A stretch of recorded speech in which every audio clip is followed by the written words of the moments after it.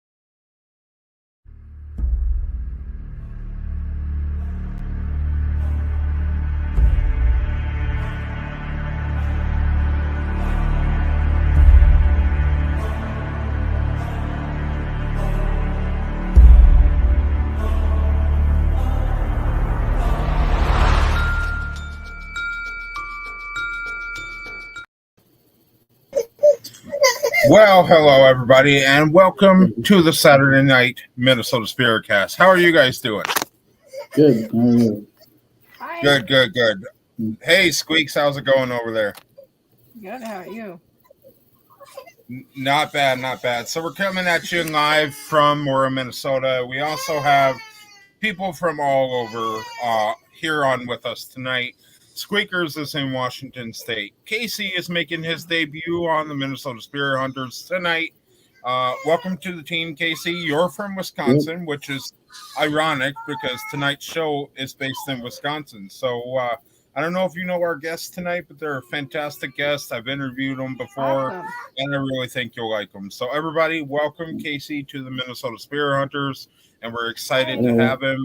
And this is his great debut show, and you'll catch him in future episodes of Minnesota Spirit Hunters as well. So here's another member of our team, Joshua, and this is his first time on Minnesota SpiritCast. He has investigated with us already, and his medium abilities are phenomenal.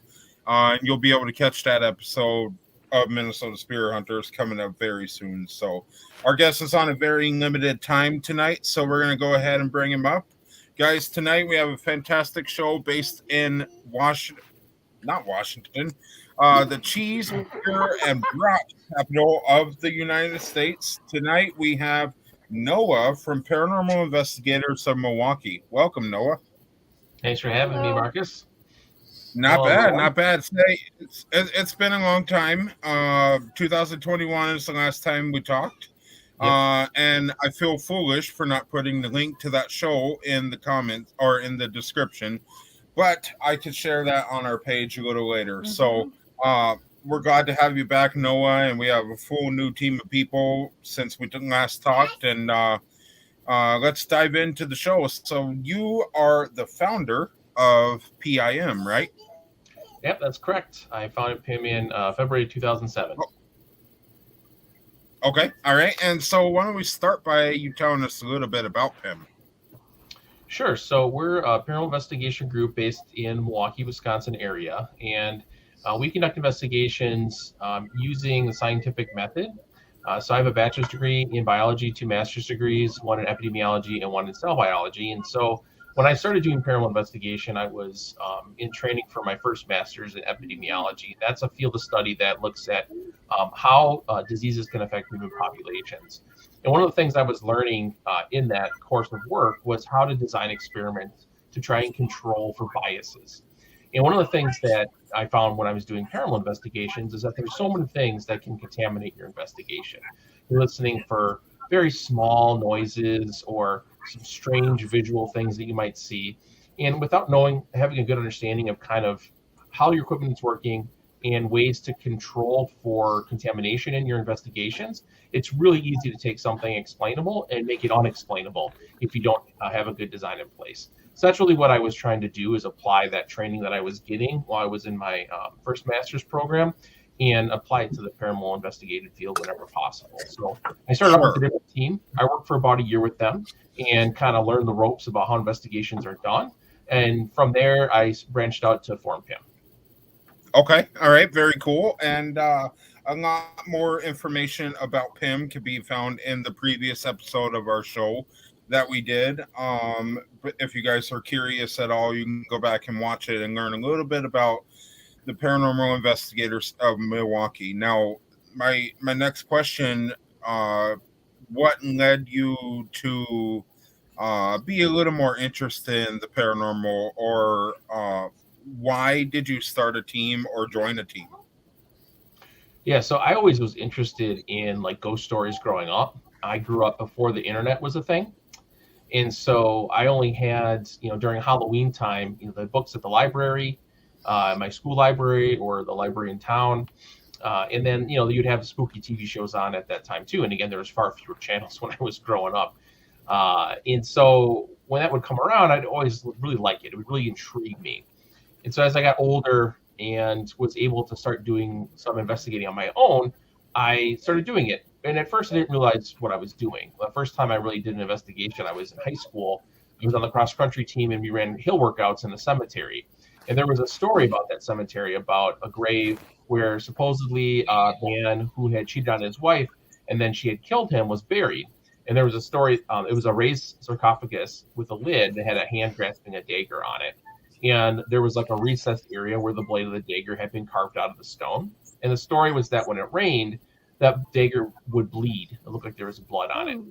And so after I got done with my workout one day, it had rained the night before. And so I'm like, I'm going to go see if I can find this gravestone, because I never seen it before. And so I was walking around the cemetery, and I did find it. And I found the hand with the dagger, and it did look a little reddish to me.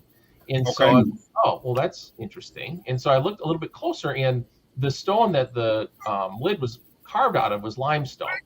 And in limestone, for those who don't know, a lot of times there's quartz deposits, and along with quartz, you'll find iron. And so when you have iron in water, as most people know, it can form rust. And rust is like a reddish, orangish looking mineral. And when you put that in water, it can kind of look like it's bloody. So I kind of, without really realizing it, kind of solved that mystery. So at first you're thinking, oh, people are just making it up, right? It doesn't really look like it's bleeding. But it kind of did at the same time, but then there was an explanation for it. So that was kind of my first foray down the path of doing paranormal investigations, not really realizing what it was. Yeah, absolutely. Wow. Okay, that's very interesting. Now, is there an article anywhere about this experience that we can follow up on, that we can read? No, I tell the story. I've never written it down, and I don't know if it's actually. I don't know if there's an actual like documentation of the story itself from my hometown. I grew up in Berlin, Wisconsin, so that's where the story originated from. And the cemetery is still there, and to my knowledge, the gravestone is still there. With the handle on the sarcophagus. Next time I go home, actually, I should go and try to find it again, and take a picture of it, so I can at least include that, so people kind of see what I'm talking about. But there are kind of ran through high school, and I haven't Googled it. Again, this was before the internet, so maybe it is out there somewhere. I haven't actually looked into it myself. Right. Well, there are future trips to Wisconsin in the books for our team, so I'd love to go over there and check. And Casey, you're right there too, so that'd be super cool. That'd be interesting to look at. Noah, we're in the 4th season of MNSpiritCast, and we are absolutely killing the show. It's amazing, and we absolutely love it. Now, to celebrate our 4th season, we're asking all of our guests, what are 4 of your favorite places in Wisconsin to investigate, or 4 places that you would like to investigate? Okay. So one of the places that I've really enjoyed investigating is called Riverside Theater, which is in downtown Milwaukee. It's a historic theater built in 1928. There's been tragedy there, documented deaths, and claims of activity. We've been able to investigate it 3 or 4 times. It's a hard place to get into just because it's still an operating theater. They're always booking shows, and so it's hard to get the time to have the building to yourself, because if they're not having a show, they're setting up for a show. But there's some interesting claims of activity there, and we did capture some audio from one of our investigations there as well. So I just think it's a really fun, unique place to investigate. Sure. So that's one. The other one I would have to say would be Brumder Mansion, which is a bed and breakfast in Milwaukee as well. And it used to be a mansion, as it is in the name, private residence that was built during the 1910s is when it was completed. And it was a number of things over the course of its lifetime. It was a residence. It was a halfway house for a church for some time. During Prohibition, it was a speakeasy with a brothel upstairs. And now it's been returned to its former glory and is operated as a bed and breakfast in downtown. And so we actually host public events there, usually once a year in around October, around Halloween time usually, where people can come and investigate with us. So it's a good location, and it's very quintessential haunted house, if you would. Okay. With a great background as well. That's pretty interesting. Yeah, we have a page on our website too, actually, if people are interested in learning more about the Brumder Mansion, that kind of goes through the history and the claims and things like that as well. So you can check that out on our website. And you guys can find their website by going to the link in the description. Click on that, and it takes you right to their website. Yeah, absolutely. Thanks, Marcus. Absolutely. And then let's see, the other 2 places I think I'm going to talk about are places that I haven't been able to investigate, but I think would be fun to investigate. The first one is going to be the Pabst Mansion. So that is a museum right now, and it is the mansion that the Pabst family had built and owned for a number of years before. I'm not as up on the history on that one, actually, because we've never been able to go there. But there are claims of activity at that location. It's actually not far from Brumder Mansion. It's just down Wisconsin, just east on Wisconsin Avenue, from where Brumder Mansion is located. Sure. It is a museum, so you can go there. You have to go and see the settings that they have. They've again tried to recreate the mansion like it was when the Pabst family lived there. Unfortunately, the people who run the museum are not really into paranormal stuff, and we've tried multiple times to work with people there. I know the feeling, man. Yeah, me too. Or even a public event so that we could raise money for the museum. Sure. But that was not something that was accepted at that time. So something that we try to revisit here and there, but I think it'd be a great place to investigate. Sure. And then I guess for 4th, I would probably say, just because of the claims of activity, is the Pfister Hotel. Oh. So That's a new one on me. Yeah, I tried to get in that one. They won't let me. So. It gets a lot of press because when the professional baseball and basketball teams come to town to play the Brewers or the Bucks, they stay at the Pfister Hotel. Oh, and there are some well-known. Sports Illustrated's done a story on it. ESPN has done a story on it. Well-known stories of certain players who refused to stay there because they claim that when they stayed there that they had paranormal activity, they weren't able to sleep well, and they didn't perform the next day well in the game that they had to play. So recently happened again. Another story came out about a baseball player that was in town to play the Brewers, who refused to stay there because of issues that he had last time, and he paid on his own dime to sleep somewhere else. So I would love to investigate the place. So the hotel is actually made up of 2 main parts. There's an older portion, the original portion of the Pfister Hotel, but that's not actually where the players stay. They stay in the tower, which was built in the 60s. And so that is where all these claims are coming out of. And I would like to investigate it because I would really like to try to put to bed some of these stories. And, are these real? Are these not real? Are these teammates playing tricks on each other? And so to really go in and do a proper investigation with the group, but again, Pfister, the owners of Pfister, which is the Marcus Theater Group, they are not into having people come do investigations at that hotel. So the Pfister is a very high class hotel here in Milwaukee. If you're not aware. Absolutely. Wow. Okay. So 4 great locations. I will put pictures of each location up on our Facebook group after the show, so everybody can see what they look like. Noah, we thank you for that. And hopefully you get to investigate some of those. That would be pretty cool for you. So what do you and the Paranormal Investigators of Milwaukee specialize in with your team? Investigations, cleansings? Are you more scientific? Are you more for fun or by the books? Or what do you guys specialize in? So we're definitely more scientific. We're we call ourselves skeptically optimistic. So we think that a lot of the claims of activity are very explainable. It's just a matter of doing due diligence and ensuring that you're, again, controlling your environment and investigating and really looking to solve those mysteries. So, we're very into investigations, looking at the claims, and then seeing if we can find explanations for those claims, right? Because for us, we want to spend our time as much as possible investigating those mysteries and not just chasing after something quote unquote paranormal that has a normal explanation. So we always let our evidence kind of lead us to our conclusions. And we really like, if there's a claim of activity and we try to replicate it, and being able to replicate it, because to us that solves the mystery, right? We don't want people concerned or worried about something that's quote unquote paranormal. When in reality it was something very explainable and it just wasn't explained at that time.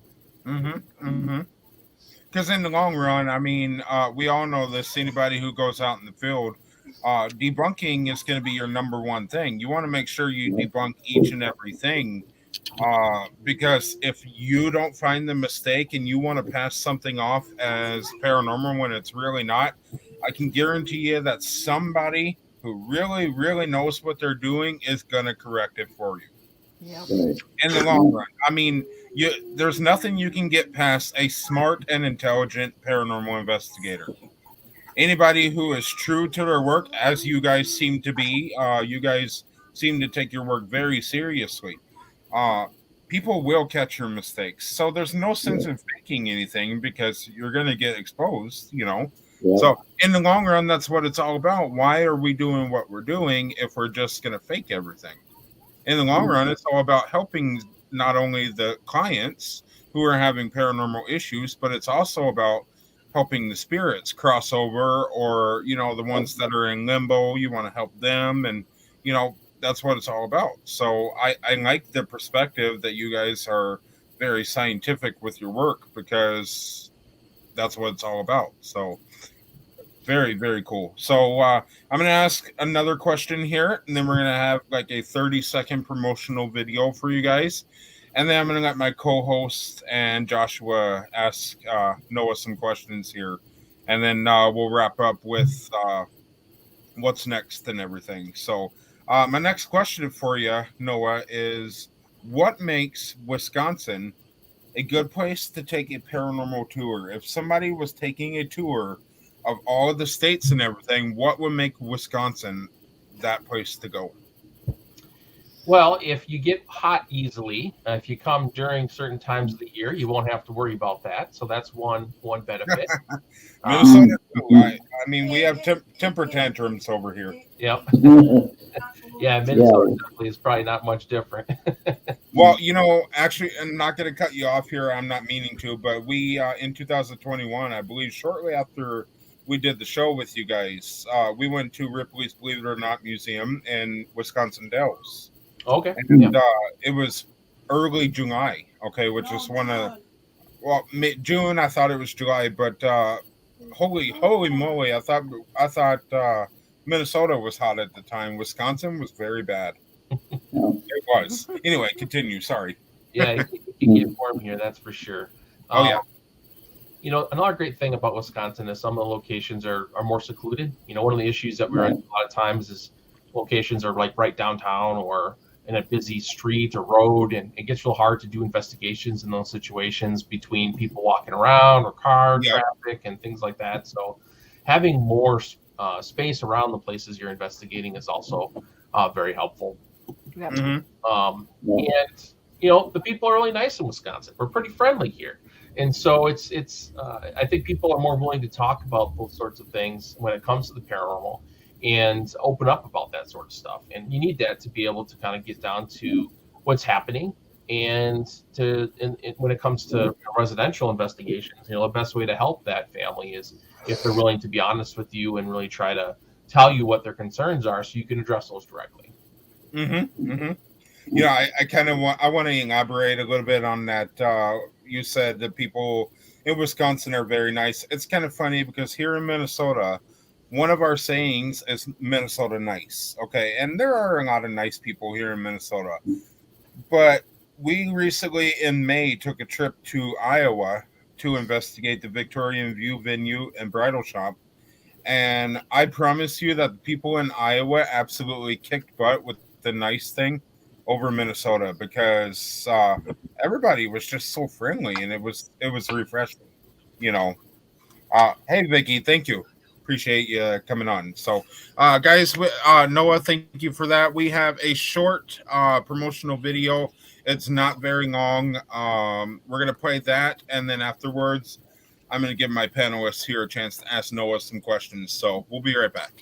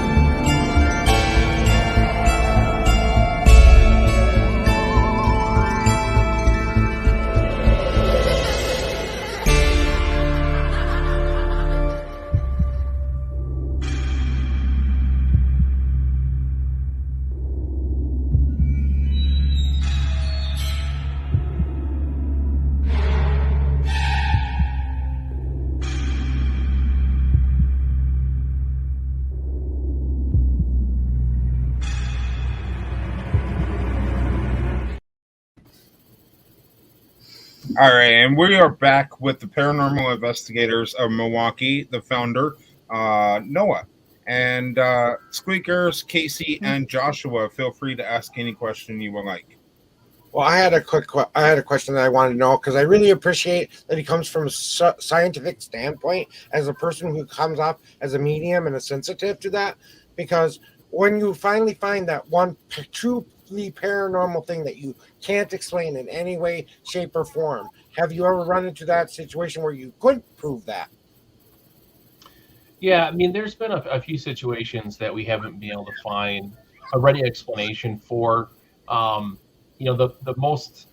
one that sticks out the most in my mind, I should say, and I'll preface this by saying that, just because we can't find an explanation doesn't necessarily mean that there isn't one. We don't know everything, right? Right. At the same time, we through experience and doing this for over 15 years now, I've been able to there's a lot of things that we can figure out just without even having to see them ourselves or be physically there. We'd be like, oh, I've seen that before. I know exactly what that is. But in this situation, it was unique. And that was when we were investigating Bobby Mackey's Music World in Wilder, Kentucky. So we were doing an investigation there back in 2012. We do expeditions, we call them. We go across the country and investigate these quote-unquote famously haunted locations. We rent them out personally so that there's no one else there besides us, so we can really do a thorough investigation utilizing our techniques and our equipment without worrying about other people possibly contaminating it. And so this was the third location we were at. We were doing a walkthrough, and we were getting a kind of a rundown of the claims activity in the basement. And while I was there, I had a female investigator about 10 feet in front of me, and she all of a sudden fell down backwards. And I was concerned because there was broken glass on the ground. It's a bar, if you're not aware, by Mackey's. And in the basement, there's that goes from the bar down to the basement where there's a barrel for beer bottles. And it was full and overflowing, and so there was broken beer bottle glass on the ground. And so I went over to her to help her up because I was concerned that she may have cut herself, and she had this very shocked look on her face. And I thought, oh dear, did she cut herself? Are we going to have to get stitches? You know, you never know what happens to that sort of stuff when you fall. And she says, no, I'm fine, but something just pushed me down. And I said, wait, what do you mean? You sure you didn't just stumble? You know, the ground was a little bit uneven there, and you know, it's not inconceivable that she would have fallen down when she wasn't a clumsy person. And she goes, no, it felt like somebody would like push me with two hands right in the middle of my chest, and they fell over backwards. I was like, oh, okay, well, let's work with that. Let's see if we can document that further. So we, you know, had her. We didn't. This is the walkthrough, so no equipment was running except for an audio recorder. We don't have video of the event, unfortunately. But we start getting stuff up right away, taking readings, you know, seeing if there's anything that seemed out of the ordinary. There wasn't. And so we continued with setup and just making sure we were careful that we were in pairs and, you know, working from that perspective. About an hour later, we were in a place called the Wall of Faces room, which is also in the basement. We were doing an EVP session down there. We were all standing up around this like table that they have down there. They're supposedly child spirits. And so there was like some toys on the table. And so we're directing questions to the table, trying to see if anything would tap on the table. There were some things that would make noise and light up if there was vibration. And then all of a sudden I hear this slapping noise. So the female investigator had got pushed down, was standing right to my left. And I look over and she's like doing like a wall sit with her shoulders against the wall. And the slapping noise was her feet like trying to get her to be able to stand back up again because she had fallen backwards. And I quickly, you know, helped her up and said, you know, what happened? And she goes, the same thing happened. Like something just pushed me in the middle of my chest and I fell backwards. So, you know, we took her out of there and we, you know, did the whole rest of the investigation and we didn't get anything. No evidence came out of it other than those two events. We did have a camera in that room, but unfortunately there was an investigator from another team that used to be in Milwaukee and they had moved to Philadelphia. And so we were kind of splitting the cost of that investigation with them. And unfortunately, one of those investigators had stepped in front of the camera right at that time when she got pushed. And see it happen. And then see no. Yeah. Her foot like moving and like people's reaction to it. So we do have that on our website. There's if you go to our website, we have a cases tab for, and if you look for Bobby Mackey's, the earliest one from 2012 is when this is. And we do have the video there just so people can kind of see what we're doing, but it's a pretty lengthy write-up as far as that investigation goes. So we went back several times after that to try and replicate. You know, we worked hard on, okay, what were we doing? What do we have with us? You know, what are the things that may have resulted in this type of activity? And try to replicate it as much as we could to see if we could get something similar to happen again, but this time to myself or another male investigator. One of my lead investigator is Gravy, and so he and I were trying to get us to ourselves to be the ones that, if anything would happen, it would happen to us. Unfortunately, you know, nothing further happened on that investigation or additional subsequent investigations that we went back to. But it's something that, you know, we didn't gather any other evidence. We didn't get any EVPs. We didn't get anything saying or responding to any of our questions about why that happened. But we don't know what caused it. So we have no clue what exactly happened. And so we say it's unexplained. Mm-hmm. So that would be the one best example, I guess, I could give you, Joshua. Thank you very much for answering. That, you know, that's the worst thing when something very good happens.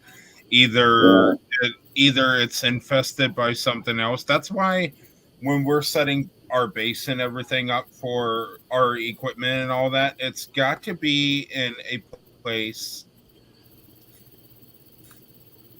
that doesn't infect the investigation, because then you get things like that where you don't capture the evidence that you want, Right. or you don't have the camera rolling when something good is happening.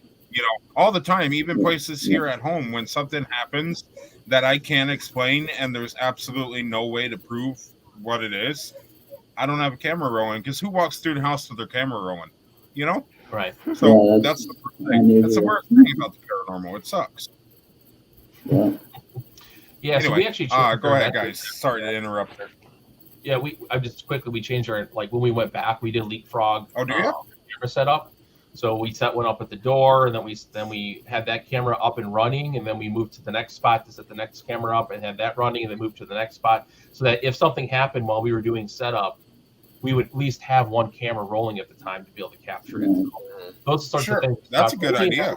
But it was a way to try and prevent if there was something that was trying to not be captured, I guess you'd say, to ensure that we had something rolling at all times. And since then, we've instituted the use of body cameras like the police use. And so we have control recorders that we use that are for audio control for our persons.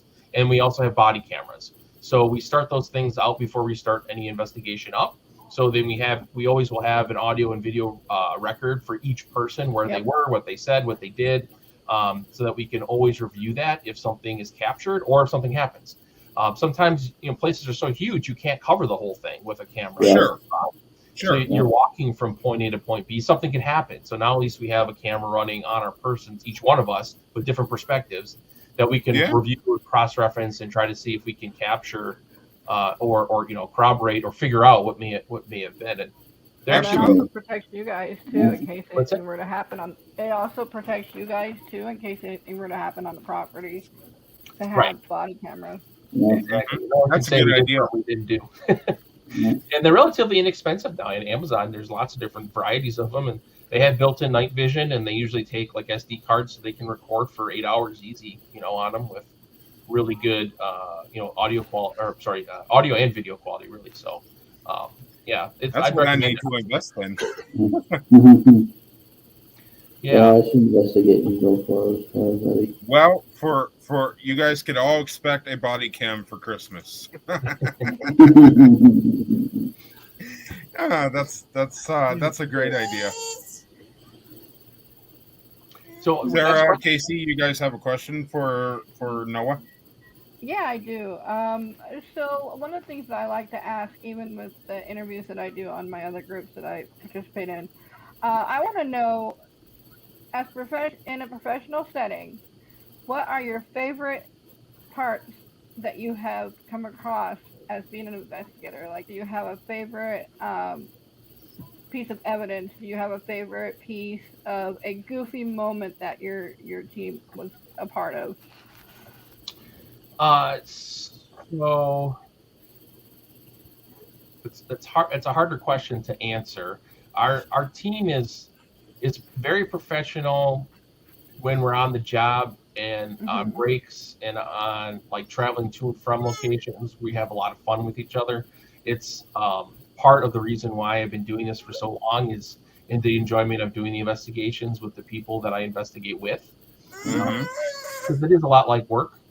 You stay up late. You have to be very quiet. When we're doing our investigations, we have a very strict procedure that we have to use, and so it's not just running around doing whatever you want. It's we have to do it the P.I.M way. It's kind of how we go about doing it. So we definitely. I don't know if I could say that we have. Well, maybe. One time I took the toilet paper out of the bathroom before somebody went in there, and then when they realized they were asking for it, and I fed it to them one square at a time under the door. There you go. That was a fun time that we did. That was actually That's a good idea. If you've been to Edinburgh, Iowa, it's a great location to investigate. They have a house on the backside where you can stay. It's climate controlled and has a bathroom and shower and everything. And so it's a great location. Definitely shout out to Edinburgh Manor in Iowa. Yes. But so that was where that happened. As far as evidence goes, the thing that happened with my investigator getting pushed down twice is a big thing, but I don't really consider it evidence. It's more of an experience that occurred because we don't really have good video of either event. It's something that sticks in my mind because I witnessed it, but it's not something that someone who wasn't there is maybe going to stick out as much. We have some decent EVP clips that we have captured over the years that is seemingly answering questions or responding to situations that are going on when we're doing our investigations. And we use those a lot when we're providing kind of exemplar pieces of data when we do library events and so forth and so on. But I'm actually going to talk about something that happened on investigation. We did this about a year ago in last August. We were at, I got to remember we were in, I got to remember it. Sorry everyone. I'm blanking on the name of the location because I want to make sure that I get it right. The location that we were at where this event happened.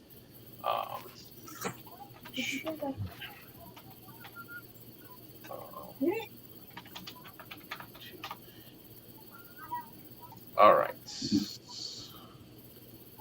It was in the Fairfield County Infirmary, I believe. Okay. And we were in the basement of this facility in what used to be the morgue. And we were running an investigation down there and doing EVP sessions. There's 5 of us there. And all of a sudden, the light to the room came on. And initially, I thought that there was that someone was up against, which is sometimes. But we were all sitting on, we always bring little tripod chairs to sit on so that we're not fidgeting. All the gun investigations know it. We think we can stand, but after a while, you start fidgeting and kind of shuffling your feet and moving side to side. So we are going to get a tripod chair to sit down. So it's compact, but it's somewhat comfortable for investigating for 30 to 45 minutes in a spot. Sure. Anyway, so no one was really leaning up against anything. So the next thing I thought was someone was screwing with us. And somebody was in what there was a adjoining room, and I thought maybe there's a light switch in there. I'm like, did you turn the light switch on there? No, it didn't. So we go and look, and yeah, in fact, the light switch had come up like on its own, and we knew that it was down. So we actually then used our body camera footage. So we didn't have a camera running in the place, or we did have a camera running at the time, but the light switch was too far away, so we couldn't really make out if it was moving at all. It was just the distance was too much for our camera to discern. So then we're like, well, what else can we do? And so we had the body cam footage. So we start going through each one of our body cam footage to say, can we see a time when we're setting this up, when we're walking around and setting this equipment up or setting up our trigger object banks, where we get a good shot of that light switch? Because the light switch was in the off position. I mean, the light wasn't on, I should say. We thought it was in the off position. And so, but we're like, well, what if it was like, we thought it was off, but it was like, sometimes you can get them halfway, and then just over time or vibration, it can go in the way that has the least resistance. So if it was closer to up than down, it can flip to up. And so we went through that, and we never really got a great picture of it. We did testing. We actually took the light thing off, like, well, maybe this is somebody who owns a haunted place. Maybe they have some sort of a mechanism in there that turns the light switch on, like remotely or something. So we pulled that off, look at it, took a picture of it, compared it to Google. Nope, everything was standard there.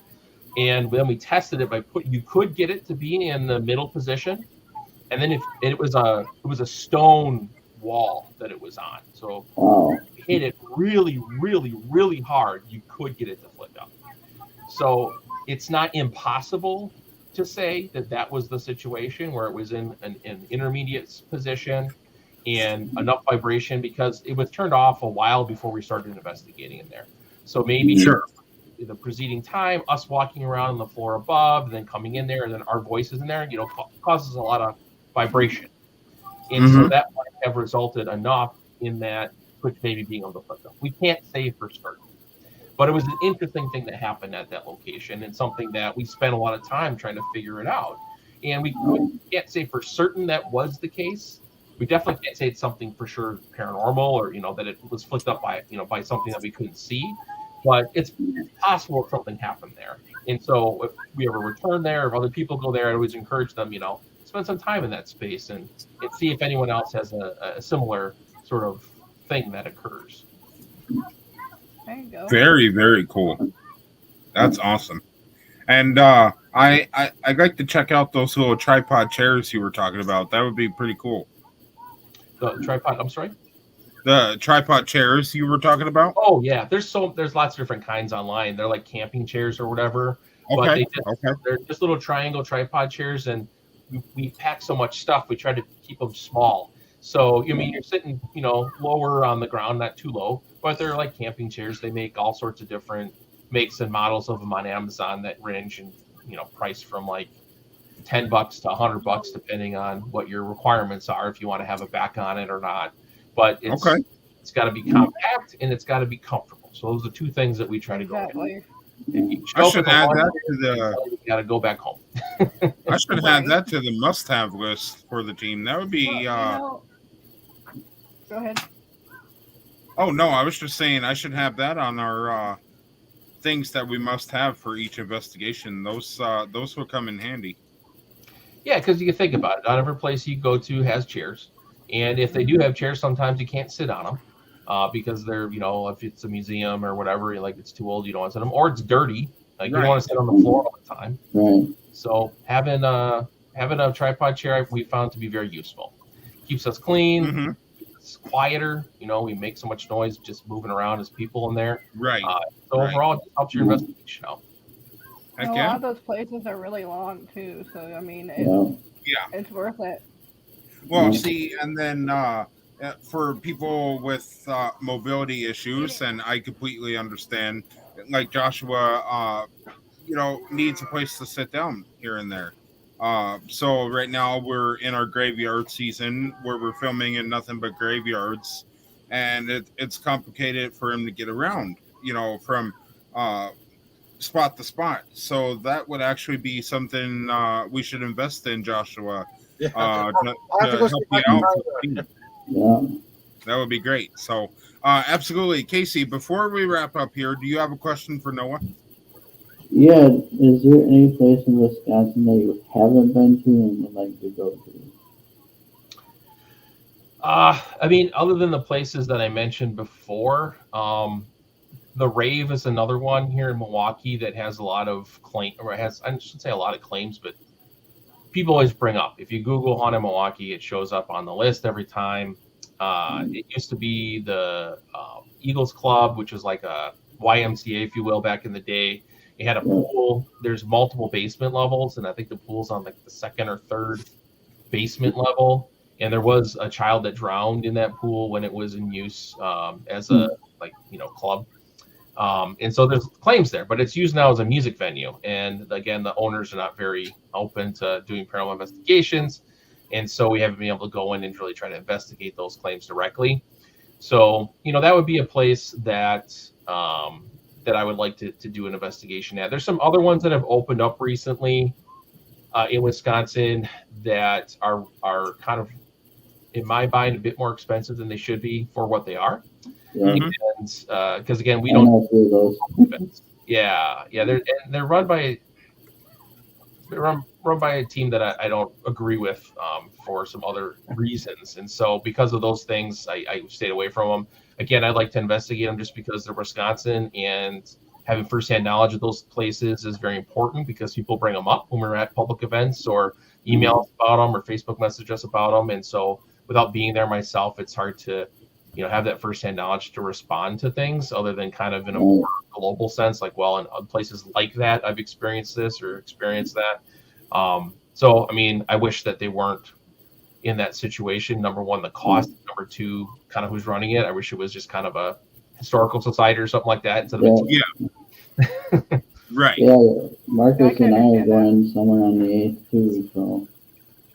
Yeah, that'd be pretty cool. So, Noah, you should definitely take a trip over here to Minnesota. We got some absolutely amazing places here, lots of history, and all I can say is some of the places that I know of never fail, or they never disappoint. So, pretty cool. I think it'd be awesome if you could come over. I don't know why I keep clicking on this comment.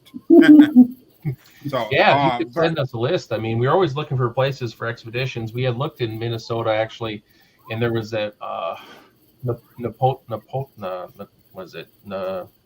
Nopaming. Oh, Mm. funny story. That is actually closed down for good. Oh, They closed it down. I think it's condemned now. Apparently it just wasn't safe to the public, so they closed it down. So sadly, yeah. We had, two of our investigators went and took a tour there, and we have some requirements for our investigations when we do them, just to make sure we're not wasting our time. yes, And there was too many windows broken out and mold and like unsafe floors and stuff like yeah, that. It just won't yeah. work out. So. But I if it's mean, other ones, just to throw out a couple, we have like the Palmer House Hotel in Sauk Center. Okay. That's a pretty good. Apparently, the most haunted hotel in the state of Minnesota. So the only issue is that you can't release footage. So I don't know about that one. I mean, we have out? pretty. What's that? Like, can you rent it all to yourself? Is it a functioning hotel? Yes, it is. You can rent one whole floor, or you can rent the entire hotel for a certain price. I still believe you can't release any footage. They just don't want the word getting around that they are a haunted hotel, because they're not listed as a haunted hotel. Okay. I mean, I don't know the entire meaning behind it, but I do know that it's disappointing because it's a very haunted hotel. You know, we went over there. Money for it if they did. Right. Right. That would be good if they did. But I It'd be mean, advertising. we have the Wabasha Street Caves. We have all kinds of different places. I could draw you up a list if you would like. That'd be something I could do for you. Yeah, I appreciate that. Just we're always looking for places, and usually we're just kind of Googling and trying to figure out. And we look at the haunted shows just because they tend to go places that, number one, are willing to say they're haunted, and number two, have investigations usually set up. Yes. Be on a TV show, and so we kind of checks two boxes, because sometimes you look up places and you're like, oh, this place is super haunted, but it's a functioning prison still, or it's a hospital still. It's like, okay, well, you can investigate that now, can I? Yeah. So great stories, whatever, but I can't investigate those stories. I'm not going to go there and like, is that right? Exactly, because coughing, or is that like so? It's right, yeah. Because why waste your time? I mean, you need to know that it's going to be worth your time before you make the commute. So, but yeah. So Noah, we're running on 5 minutes to 7 here, and we need to get you off of here ASAP. I think we all want to know what's coming up next for the Paranormal Investigators of Milwaukee. Yeah, so in the summer is when we usually do our expeditions, and so right now we're in the process of figuring out where we're going to go for our expedition this year. So we're going to usually go first week of August is generally when we go, just because regular summertime things are kind of done, but it's before school starts back up again. So it tends to be a good time. So we've kind of whittled our way down to a location that I think we're going to go to, but I have to figure out and see if it's going to work scheduling wise. And then we'll be heading off there for then. And then we'll be into our, quote unquote busy season with Halloween time. So doing library events, we do presentations for the public, sometimes school, sometimes, senior living communities, just depends on who calls. And then we'll probably be doing a public event at Rubber Mansion again, like we do most years. So people can come and kind of see how we do investigations and give people the ability to participate with minimal, risk, I guess you'd say. Mm-hmm. Well, I'd like to add to that list, Noah. I'd like to add to your list of things to do, because and here I go again, clicking comments. I'd like to add to your list of things to do, because I have some definite cases that I would like some help on. I would like to pick y'all's brains on many, many things, and I'll draw you up a list of what we're going to be doing, and if you would like to join us on any of them, you're more than welcome. We do have a case where we're going back to Greenwood Cemetery in Superior, and we're going to be doing that here pretty soon. So I'll let you know when all that happens. If you would like to join us, I would absolutely love that. So, okay, yeah. I mean, I'm always happy to help any way that I can when it comes to paranormal investigation. By taking my experience and letting it go to other people is the best way to just make everyone's investigations better. So, absolutely. So, for everybody who has checked out our show so far, all the links to the P.I.M website, Facebook, and I believe there's another link down there. Check those YouTube. out in the description. Go give them a check out, or go give them a look. Show some love to the Paranormal Investigators of Milwaukee and all that good stuff. So, other than those, Noah, where else can our viewers find you? That's pretty much it. Facebook, our website, and we have a YouTube channel that we have posted some videos on. We like to do paranormal reviews, we call them, about haunted locations that we've been to, so that people who might go to those locations kind of can know what they're going to run into. Like I said, we have a checklist of things that we and P.I.M are go through, and really you have to make most of those as check marks. Always, we won't spend the time and money to investigate them. Absolutely. And then we take our experience from doing investigation at these locations and then turn them into videos, so that any other groups who might want to go can kind of see what our thought process was, anyways, as to our experience there and doing those investigations. So for sure. And if you would like, if you want to send me that YouTube channel, I'll post it up so people can check you out. I certainly can do that. It should be at the bottom of our website as well, the link to the YouTube channel, but I can certainly send you the link as well. Sure, absolutely. All right. Well, to wrap up the show, Noah, everyone here, we all appreciate this, and our viewers too. What is one piece of advice that you would give to a newcomer in the paranormal field? It's not as exciting as it seems like on TV. Yeah, right. I like that one. That is good. I never heard that one, but that's very true. That's very true. So, Noah, from all of us here at Minnesota Spirit Hunters, it's very much appreciated you making your reappearance, and showing your presence here on Minnesota SpiritCast, and coming to have a little bit of fun with us tonight. So, for me, I really appreciate it. I'll keep in contact with you about cases. I'll send you a list of haunted places. That's pretty much all I got, man. So I appreciate you. You guys have anything to say to him? Have a good night. Good meeting you. Well, thank you so much for having us again. I appreciate it. It's always a pleasure to come on the show, whichever show it might be. Right. And I appreciate you giving some insight into some places in Minnesota that we might want to check out. So that's always useful information for us moving forward. So thank you so much. Absolutely.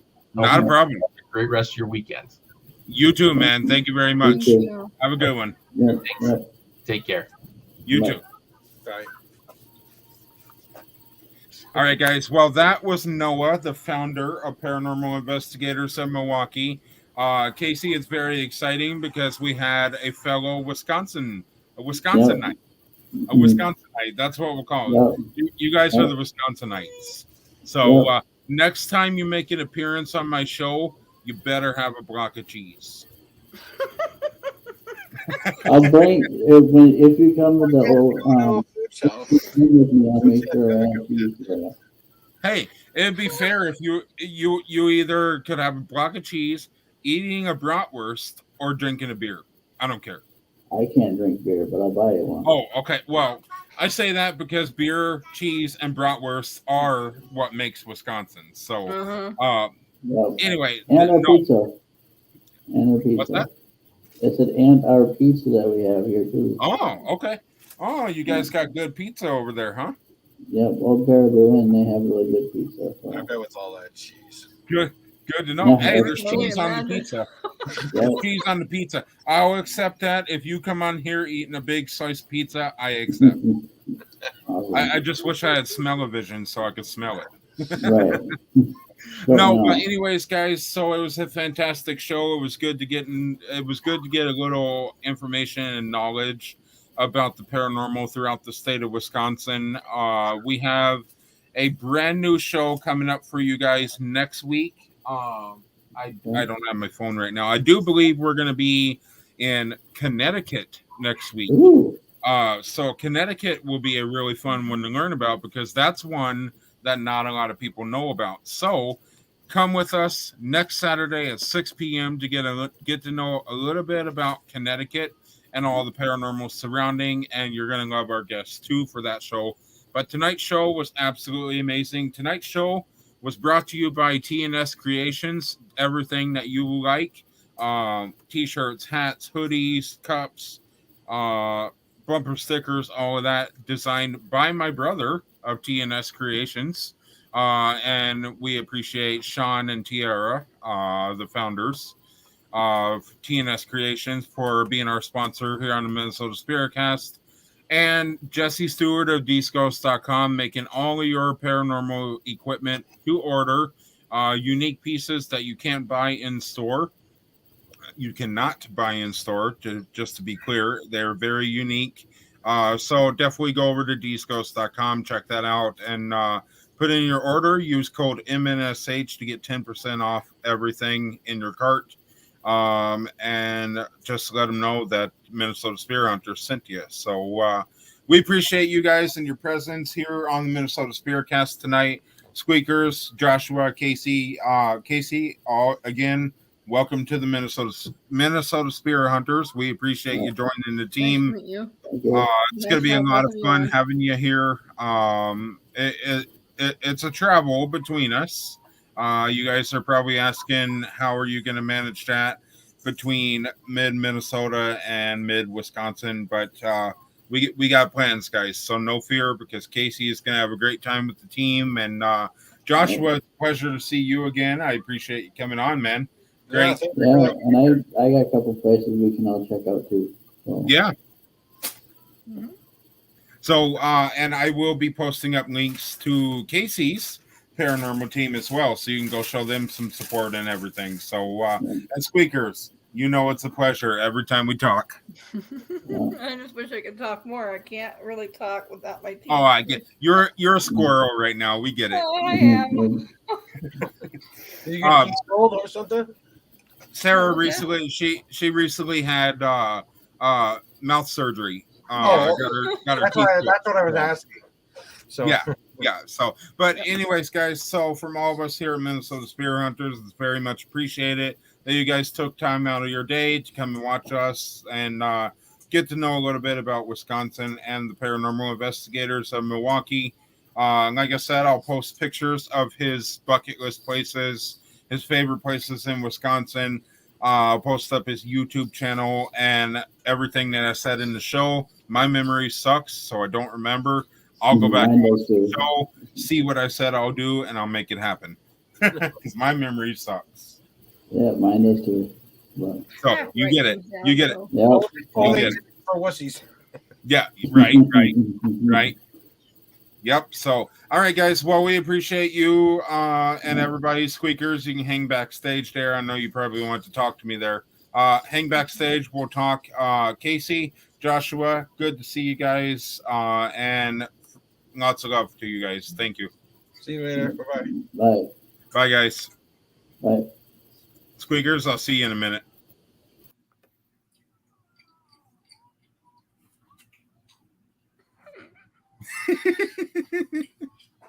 Yeah, always get me. I always got to find a way to make you laugh. But anyway, I'll see you backstage. All right, sounds good. All right, guys. Well, we appreciate everybody here once again for coming and visiting the Paranormal Investigators of Milwaukee and getting to know a little bit about Wisconsin. Of course, show our sponsors and our partners some love.